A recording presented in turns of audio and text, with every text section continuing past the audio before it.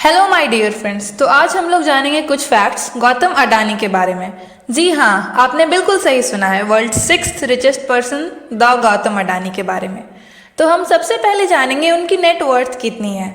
उनकी नेटवर्थ 18,64,579 करोड़ की है। जी हाँ, आप लोग बिल्कुल सही सुन रहे हैं, उनकी नेटवर्थ 18,64,579 करोड़ की है। 18,64,579 करोड़। एक साल में 9 लाख करोड़ रुपए ऊपर वाला कितना दे रहा है? जबकि ना ही वो कोई अमीर परिवार से बिलोंग करते थे।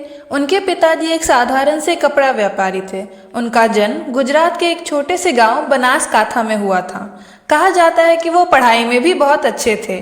16 साल की उम्र में उन्होंने कॉमर्स की पढ़ाई करने के लिए अहमदाबाद जाने का फैसला किया, लेकिन सेकेंड ईयर जाने से पहले ही उन्होंने कॉलेज छोड़ दिया था, क्योंकि उस समय उनके परिवार की आर्थिक स्थिति कुछ ठीक नहीं थी।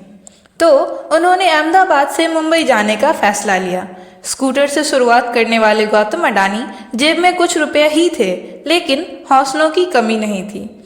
आखिर उड़ान पंखों से नहीं, हौसलों से भरी जाती है।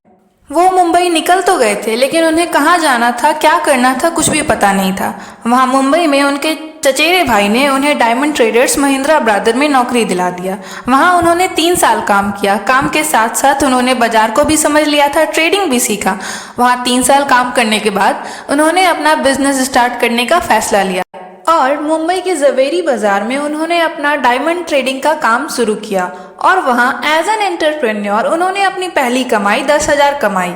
और फिर 1 साल बाद ही उनके भाई मुनसुख अडानी ने उन्हें वापस अहमदाबाद बुलाया और उन्हें उनकी बिजनेस में मदद करने को कहा। उनके भाई मुनसुख अडानी ने एक प्लास्टिक की कंपनी खरीदी थी, लेकिन प्लास्टिक बनाने के लिए जो रॉ मटेरियल्स यानी कच्चा माल लाना थोड़ा चैलेंजिंग था, मतलब मुश्किल था। लेकिन गौतम अडानी ने कुछ ही समय में उनके बिजनेस को आगे भी बढ़ाया, साथ ही अपना एक नया बिजनेस शुरू करने का निर्णय भी लिया। फिर आया साल 1995। 1995 में जिंदगी ने उन्हें एक अच्छा अवसर दिया था। जिंदगी हमें जीवन में एक बार ऐसी अवसर जरूर देती है जिससे आपका जीवन बदल सकता है, बस उसे समझने की जरूरत होती है। बस यही अवसर सर गौतम अडानी को भी मिला था। दरअसल उस समय राजीव गांधी की सरकार हुआ करती थी। राजीव गांधी की सरकार ने उस समय देश में मटेरियल इंपोर्ट मतलब आयात नीति को आसान बना दिया था, जिससे आप कोई भी सामान दूसरे देश से अपने देश में आसानी से मंगा सकते हैं। और उसी साल अडानी ने ट्रेडिंग भी करना शुरू किया, जिससे उनके भाई की प्लास्टिक इंडस्ट्री को भी बहुत मदद मिली। साथ ही उन्होंने छोटे मोटे व्यापारियों को कच्चा माल सप्लाई करना भी शुरू किया था। इतना ही नहीं, बाजारों की बदलती स्थिति का उन्होंने बेहतर व बखूबी समझा भी और उनका उपयोग भी किया। कुछ समय इन कच्चे माल का ट्रेडिंग करने के बाद धीरे धीरे उन्होंने कपड़े और मेटल का ट्रेडिंग करना भी शुरू कर दिया था। 1991 तक कंपनी काफ़ी आगे बढ़ चुका था। इन सभी के बीच करीब 1986 में गौतम अडानी की शादी अहमदाबाद की प्रीति से हुई। प्रीति पेशे से डेंटिस्ट थी। गौतम अडानी के आज तक के सफ़र में, आज तक की सफलता में उनकी पत्नी प्रीति का बहुत बड़ा हाथ रहा है, क्योंकि प्रीति घर व बच्चों के साथ साथ उनके बहुत सारे काम व फाउंडेशंस को भी देखती हैं। फिर आया साल 1995। ये वो साल था जिसने आज तक की उनके इस मुकाम तक पहुंचने की नींव रखी, क्योंकि उस वक्त गुजरात के सीएम केशुभाई पटेल थे, जो पोर्ट डेवलपमेंट के लिए प्राइवेट कंपनी की तलाश कर रहे थे। अडानी के लिए ये एक और नया अवसर था। उन्हें कमाने का एक और नया सोर्स मिल गया था। ये बात जैसे ही अडानी तक पहुंची, उन्होंने तुरंत ही उनसे बात किया और उन्हें गुजरात का सबसे बड़ा पोर्ट मुद्रा पोर्ट चलाने का टेंडर मिला। आज यह पोर्ट भारत का सबसे बड़ा प्राइवेट पोर्ट है। देखते ही देखते उन्होंने आज के समय में पूरे भारत में 13 प्राइवेट पोर्ट बना लिया है। अब तक अडानी ग्रुप और अडानी का नाम दोनों ही काफ़ी आगे बढ़ चुका था। अब आता है साल 1998, जो अडानी के लिए बहुत बुरा रहा होगा, क्योंकि इसी साल अडानी को बंदूक की नोक पर किडनैप कर लिया गया था। दरअसल 1 जनवरी 1998 को वो अपने कुछ करीबी दोस्तों के साथ अहमदाबाद के कर्णावली क्लब गए थे। रास्ते में ही उन्हें किडनैप किया गया और फिरौती में करीब 11 करोड़ रुपए मांगे गए। इसी के बाद से अडानी अपने आसपास सिक्योरिटी रखने लगे, बॉडीगार्ड्स रखने लगे। फिर साल 1999 में उन्होंने अपने बिजनेस को एक नई मुकाम पर पहुंचाया और बिजनेस के दूसरे फील्ड्स में भी अपना कदम रखा। जैसे अब उन्होंने खाने के तेल का भी बिजनेस करना शुरू कर दिया था, जैसे Fortune soyabean, Fortune sunflower, Fortune cotton seeds, इन सभी को लॉन्च किया और अन्य खाद्य पदार्थों का भी कारोबार करना शुरू कर दिया था, जैसे शक्कर, दाल, सोया चंक्स आदि। सब कुछ बहुत अच्छा चल रहा था, लेकिन 2008 में अडानी फिर एक बार मौत की मुंह में जा पहुंचे। दरअसल 26/11 का ताज होटल पे हुआ हमला तो आप सभी को याद ही होगा। उस हमले में फंसे लोगों में से एक अडानी भी थे। उस रात अडानी अपने किसी क्लाइंट के साथ डिनर के लिए ताज होटल गए हुए थे। तभी उन्होंने कई आतंकवादियों को होटल में घुसते देखा, गोलियां भी चलाते देखा, यहाँ तक कि बम भी फेंक रहे थे। अडानी सबसे ऊपर के फ्लोर पे थे, इसलिए वे सब कुछ आसानी से देख सकते थे। कुछ ही देर में चारों ओर हड़कंप मच गया। चारों ओर लोग चिल्ला रहे थे, आतंकवादी लगातार गोलियां चला रहे थे। तभी स्टाफ के लोगों ने सबकी मदद की और सभी को बेसमेंट में छिपाए रखा। बेसमेंट में बहुत ज़्यादा घुटन होने की वजह से कुछ मेहमानों को ताज होटल के चैम्बर में ले जाया गया, जो केवल एक फ्लोर ऊपर था। अडानी भी पूरी रात ताज होटल के चैम्बर में ही छिपे रहे। अगली सुबह सुरक्षा बलों ने करीब 8:45 पर उन्हें बाहर निकाला और 27 नवंबर को अपने प्राइवेट एयरक्राफ्ट से अहमदाबाद एयरपोर्ट पर लैंड करने के बाद उन्होंने कुछ राहत की सांस ली। वहां उन्होंने कुछ बयान दिया कि मैंने 15 फुट की दूरी से मौत को देखा है। जाहिर है उनके लिए ये लम्हे काफ़ी डरावने रहे होंगे। वो आज भी इन लम्हों को याद करके सिहर उठते। लेकिन अडानी इतने बड़े हमले के बाद भी रुके नहीं, वो आगे बढ़ते रहे। ये है एक सच्चे बिजनेसमैन की निशानी। अब उन्होंने अपने बिजनेस को और आगे बढ़ाने का सोचा। वो अब माइनिंग के बिजनेस में जाने का सोचने लगे थे। अब उन्हें कोयले के बिजनेस में पैसा दिखा तो अडानी ने कोयले का बिजनेस करने का सोचा। फिर साल 2010 में ही उन्होंने इंडोनेशिया में माइनिंग के लिए लिंक एनर्जी से कोयला खदान खरीदा। उन्होंने इंडोनेशिया का ही कोयला खदान इसलिए चुना क्योंकि उसमें कई बिलियन टन में खनिज पदार्थ पाए जाते हैं, जो साल भर में ही 60 मिलियन टन तक का कोयला बना सकती है।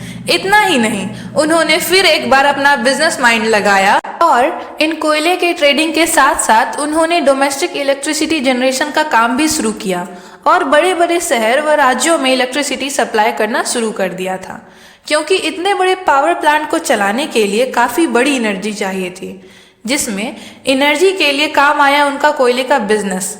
कोयले का माइनिंग करके उनका ट्रेडिंग भी कर सकते हैं और उन्हें जलाकर जो एनर्जी उत्पन्न होगी उससे इलेक्ट्रिसिटी जनरेशन भी हो जाएगा। के बाद साल 2011 में अडानी ने एक और कोयला खदान खरीदा जो ऑस्ट्रेलिया में था, जिसका नाम अबोट पॉइंट कोल टर्मिनल था। फिर आया साल 2014। अब तक अडानी का साम्राज्य काफ़ी आगे बढ़ चुका था। अब तक उन्होंने हर सेक्टर में, ऑलमोस्ट हर क्षेत्र में उन्होंने अपना बिजनेस व्यापार आगे बढ़ा लिया था।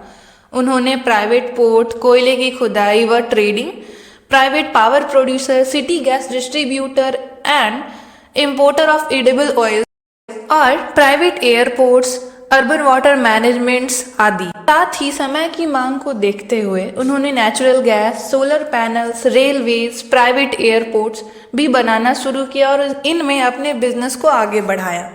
दोस्तों, अडानी ने 2018 से 2019 के बीच प्राइवेट एयरपोर्ट्स बनाना शुरू किया था और सितंबर 2020 की रिपोर्ट के अनुसार मुंबई इंटरनेशनल एयरपोर्ट की 74% हिस्सेदारी यानी शेयर्स अडानी ग्रुप के पास है।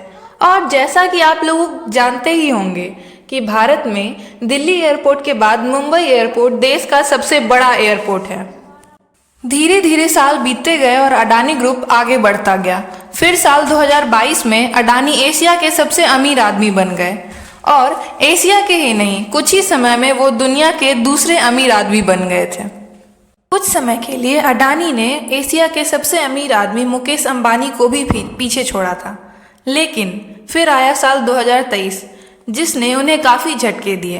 दरअसल साल 2023 के जनवरी से ही अडानी के शेयर्स में गिरावट दिख रही थी, जनवरी के लास्ट वीक तक उन्हें लगभग $74 बिलियन तक का नुकसान झेलना पड़ा था, लेकिन ये सब हुआ एक रिपोर्ट की वजह से। दरअसल 2023 में ही हिंडनबर्ग ने एक रिपोर्ट निकाली थी जिसने अडानी ग्रुप को एज अ स्कैम के रूप में पेश किया, जिसके बाद ही उनके शेयर्स गिरने लगे थे। इस बीच उन्हें बहुत सारे परेशानियों का सामना करना पड़ा, यहाँ तक कि सुप्रीम कोर्ट ने SEBI यानी security and exchange board of India, यह एक एजेंसी है, इस एजेंसी को सुप्रीम कोर्ट ने अडानी ग्रुप पर इन्वेस्टिगेशन करने को कहा और RBI ने भी सभी बैंक से अडानी को दिए गए लोन्स के रिपोर्ट मांगे। लेकिन यहाँ पर साथ मिला उन्हें इंटरनेशनल कंपनीज और कुछ भारतीय कंपनी, जैसे भारत सरकार से एफिलिएटेड कई कंपनीज थीं, जैसे SBI, LIC, इन सभी का सपोर्ट मिला। SBI ने अडानी के PVC प्रोजेक्ट में उस समय 34,000 करोड़ का इन्वेस्ट किया और इसी प्रकार अडानी धीरे धीरे वापस अपनी पोजीशन पे आते गए। वो भी मार्च 2023 तक अडानी अपने सारे कर्ज चुकाने को तैयार थे, जो कि लगभग 77,890 करोड़ था। कुछ ही समय में उनके पास सारे कर्ज चुकाने का कैश फ्लो भी था और अब अडानी इंटरनेशनल कंपनी में इन्वेस्ट भी कर रहे थे। श्रीलंका में अडानी $700 मिलियन इन्वेस्ट कर रहे थे, साथ ही US गवर्नमेंट भी अडानी के इस प्रोजेक्ट में $553 मिलियन इन्वेस्ट कर रहे हैं। ये रिपोर्ट नवंबर 2023 की है। तो दोस्तों, आप देख सकते हैं अडानी के शेयर्स एक साल में ही कैसे अर्थ से फर्श तक पहुंच गए थे और कैसे उन्होंने कम बैक भी किया। इस कम बैक में शामिल थे अडानी के कुछ मास्टर प्लान्स, जो हैं माइंडसेट, कॉन्फिडेंस, करेक्शन। बस इन्हीं प्लान्स पर काम करके अपने शेयर्स, अपने प्लान्स में करेक्शन करके उन्होंने अपना फाइनेंशियल हेल्थ ठीक किया और आगे भी बढ़े। तो दोस्तों, ये थी story and come back Gautam Adani की। उम्मीद है इनकी स्टोरी से आपको बहुत कुछ सीखने को मिला होगा कि गिरना बुरी बात नहीं है, गिरकर ना संभलना बुरी बात है। कैसे वो एक साधारण से कपड़ा व्यापारी के बेटे थे और आज दुनिया के दूसरे अमीर आदमी में आते हैं। तो दोस्तों, अगर आपको ये वीडियो पसंद आया तो like, share and subscribe and share it with your friends and family. Thanks for watching.